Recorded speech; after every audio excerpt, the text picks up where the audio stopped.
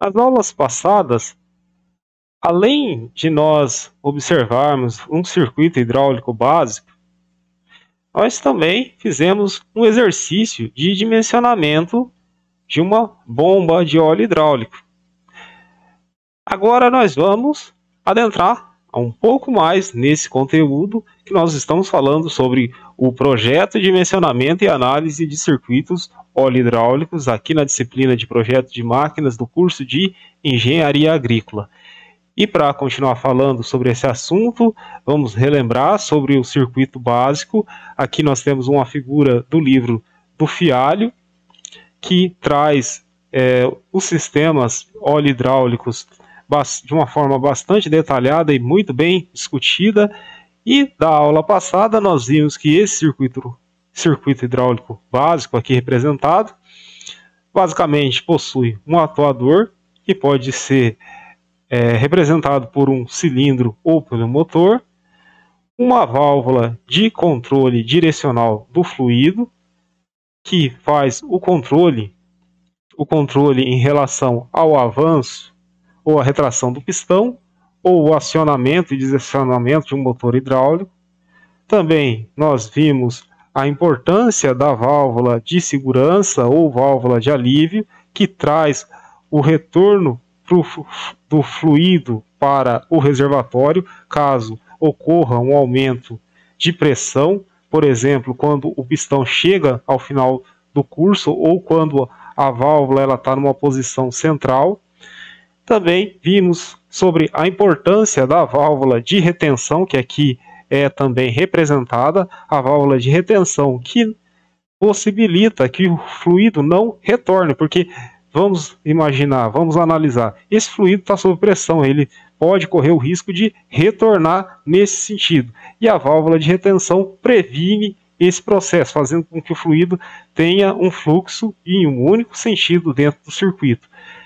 E além disso, nós também aqui vamos destacar por último a bomba, e vamos falar da bomba mais comum aplicada nos sistemas óleo-hidráulicos, que é a bomba de engrenagem.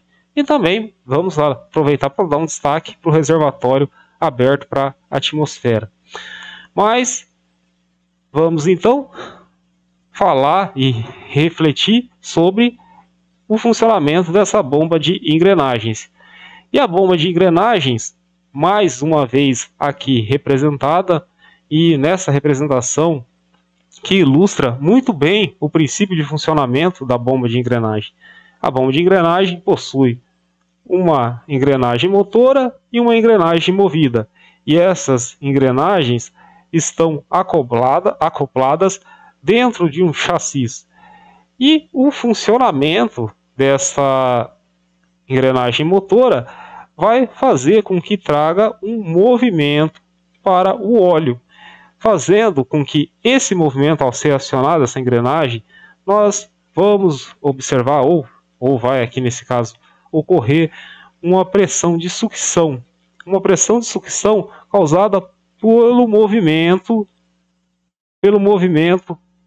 que a engrenagem impulsiona o óleo hidráulico através dos dentes em relação à carcaça. E esse movimento de sucção vai ser transformado em um movimento de pressão no óleo na saída do sistema. Então, esse é o princípio básico do funcionamento da engrenagem, da bomba de engrenagem. De certa forma, como eu já comentei com vocês aqui nessa aula, as bombas de engrenagem são as bombas mais comuns e utilizadas nos sistemas óleo-hidráulicos, porque possuem diferentes vantagens. São eficientes, possuem um projeto simples, são compactas, são eficientes à alta pressão de operação, resistentes aos efeitos da cavitação, a cavitação que pode ser um problema para o desgaste dos mecanismos internos da bomba.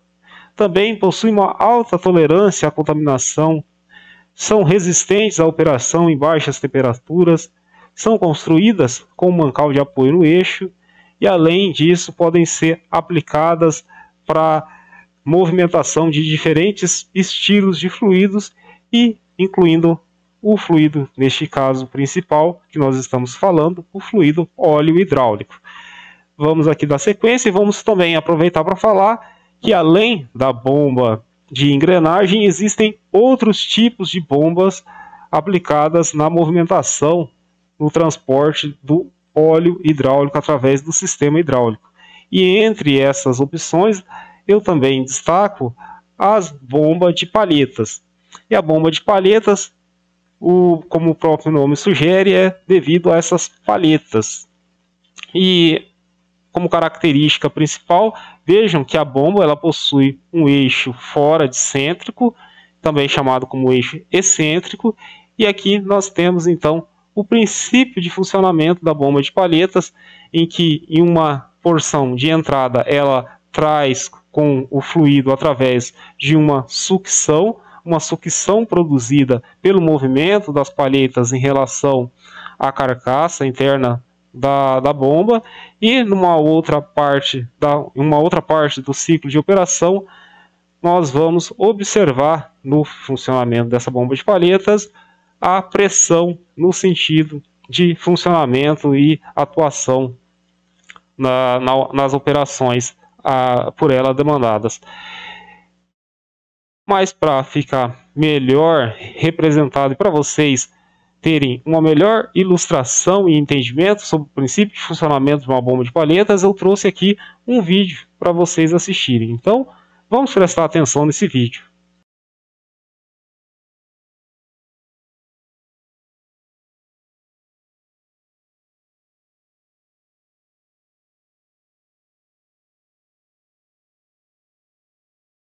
Depois de nós assistirmos esse vídeo que mostra o princípio de funcionamento da bomba de palhetas, nós vamos apresentar aqui para vocês uma nova forma de deslocamento aplicado no sistema óleo hidráulico. E também aqui nós temos uma bomba, um estilo de bomba amplamente aplicado nos sistemas óleo hidráulicos. E agora nós estamos falando da bomba de pistão.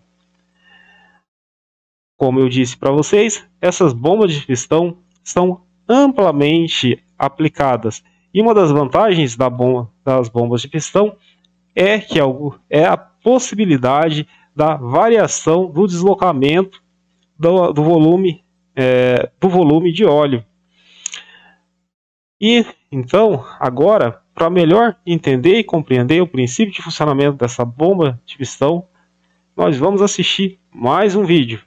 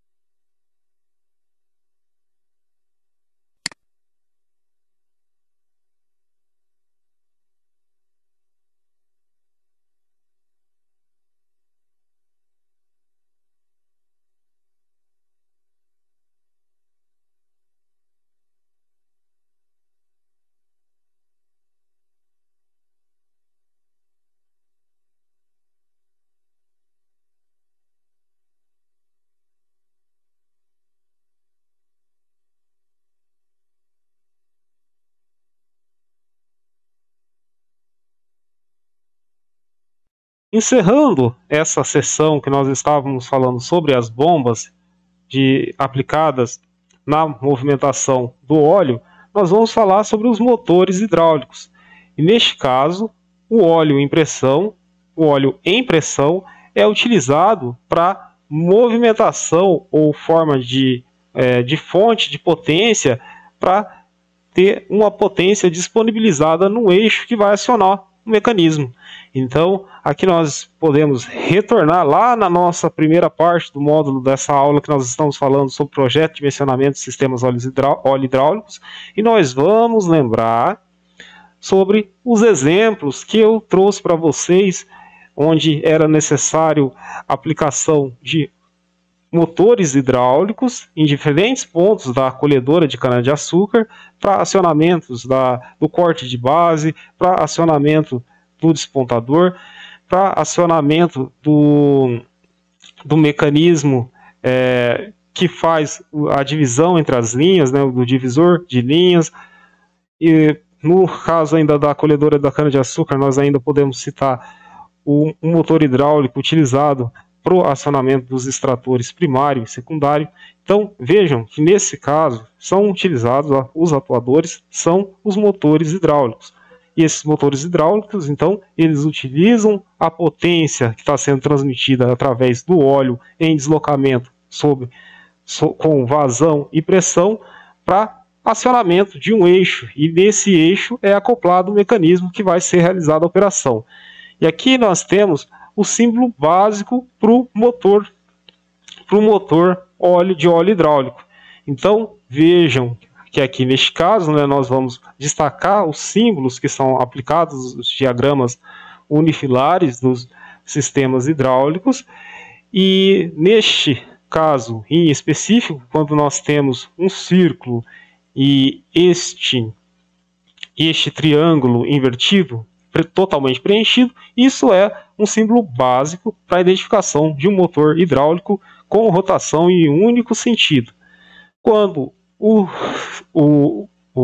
triângulo não é totalmente preenchido, totalmente achurado, isso significa que nós estamos falando sobre o símbolo básico de um motor pneumático. E aqui nós ainda podemos continuar falando sobre os símbolos, e nesse caso, quando nós temos dois triângulos internos ao círculo, isso significa que o motor ele pode ser acionado com rotação em ambos os sentidos. E quando eu estou falando sobre isso, eu estou falando sobre o sentido horário e também estou falando sobre o sentido anti-horário. E neste caso nós temos um símbolo básico que identifica um motor pneumático. Por quê? Porque aqui nós não temos o preenchimento dessa achura na posição desse triângulo invertido. Outra característica que nós ainda podemos imputar nos diagramas unifilares para os motores hidráulicos é essa seta, que significa a possibilidade da variação de rotação do motor hidráulico. Como nós vimos lá no vídeo, os motores hidráulicos de pistões axiais, eles têm essa possibilidade de variação na vazão, variação na rotação, produzida pela variação na vazão. Então, neste caso em específico, nós podemos identificar essa característica utilizando essa seta oblíqua. Neste caso, a variação na rotação ocorre somente no sentido de um motor que é identificado como motor de acionamento pneumático. E aqui, neste outro exemplo, nós temos, mais uma vez, um motor pneumático, identificado por esse triângulo esses dois triângulos que não são achurados, e nós podemos observar que, através desses dois triângulos internos em relação ao círculo, nós vamos identificar que esse motor tem a possibilidade de rotação em dois sentidos, sentido horário e sentido anti-horário, e ainda tem a possibilidade de ter uma variação na intensidade de rotação. Vamos aqui dar sequência e vamos ainda falar que os motores hidráulicos ou as bombas hidráulicas, elas podem ser classificadas basicamente como bombas ou motores de palhetas, bombas ou motores de engrenagens, bombas ou motores de pistões radiais ou bombas e motores de pistões axiais. Então, essas são as principais classificações conforme a construção mecânica do sistema de transmissão de potência. No caso, nós estamos falando de bomba ou de motores. E, basicamente, o dimensionamento de um motor ele vai depender da demanda de potência. Vai depender da demanda de potência, vai depender da demanda pelo torque, e isso vai depender, basicamente, da carga. E essa carga ela tem que ser traduzida, por exemplo, num momento torsor. E o momento torsor, a base para o cálculo, é a força tangencial multiplicada pelo raio, né? No caso aqui nós estamos falando de um sistema em que nós temos um disco, um eixo associado. Então nós podemos exemplificar através de uma força tangencial e o raio do tambor. Dessa forma nós vamos calcular, por exemplo, o torque, o momento torsor. Além disso, nós vamos ainda caracterizar a potência de saída.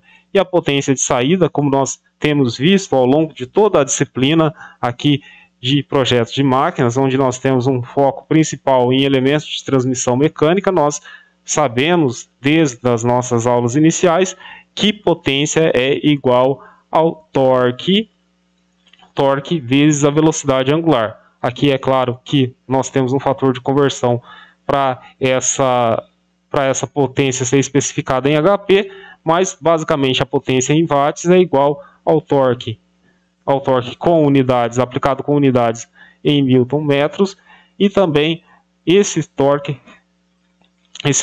vai ser multiplicado pela velocidade angular especificada com a unidade em radianos por segundo. Mais uma vez, nós aqui ainda podemos destacar o fator de conversão da potência e ainda vamos destacar sobre a vazão do motor hidráulico. E não diferente da bomba hidráulica, normalmente a vazão do motor hidráulico está especificado em volume de absorção. Porque toda vez que ocorre, vamos voltar aqui algumas páginas, para destacar que toda vez que acontece um ciclo de rotação completo deste motor ou bomba, vai ocorrer um volume de deslocamento de fluido. E esse volume de deslocamento de fluido é aproximadamente constante e depende de um rendimento mecânico da bomba ou do motor. Então, por isso que nós temos uma especificação, no caso dos motores e das bombas hidráulicas, em volume de absorção. E esse volume de absorção pode ser convertido em vazão em litros por minuto, considerando a velocidade de rotação, de acionamento desse mecanismo. Lembrando sempre que é sempre necessário considerar também o rendimento mecânico, o rendimento global, ou neste caso aqui está sendo especificado como rendimento volumétrico. Ainda falando sobre as especificações e características do sistema hidráulico dedicados ao motor, a pressão aplicada no motor hidráulico pode ser calculada em função do torque, momento torsor, chamado aqui como momento torsor, e também em função do volume de absorção. E dessa forma nós vamos ter uma noção muito básica sobre o nível de pressão que deve ser aplicado ao acionamento desse motor para a realização do trabalho. Aqui nessa página eu destaco uma tabela de um catálogo da Rexroth, onde nós temos diferentes tamanhos de motores hidráulicos identificados pelos tamanhos em função do volume de absorção. Então vejam que o volume de absorção é a base para a identificação do tamanho do motor. Também é mostrado na identificação a rotação máxima, a vazão máxima em função da rotação máxima e também em função do volume de absorção deslocado em fluido, óleo hidráulico. Também é destacado os torques, o nível de torque máximo sob o nível, né, de pressão de 350 bar ou então sob o nível de pressão de 400 bar. E dessa forma pode ser calculado o nível de torque que é disponibilizado através deste motor hidráulico sob esse nível, né, de pressão máxima de 350 bar ou de 400 bar. Além disso, nesse catálogo também é trazido as informações sobre o peso desses motores em função dos tamanhos nominais. Vamos agora aplicar esses conceitos que nós tivemos nessa última parte da aula em um exemplo. Mas este exemplo nós vamos trabalhar em uma próxima videoaula. Então fiquem atentos e até mais.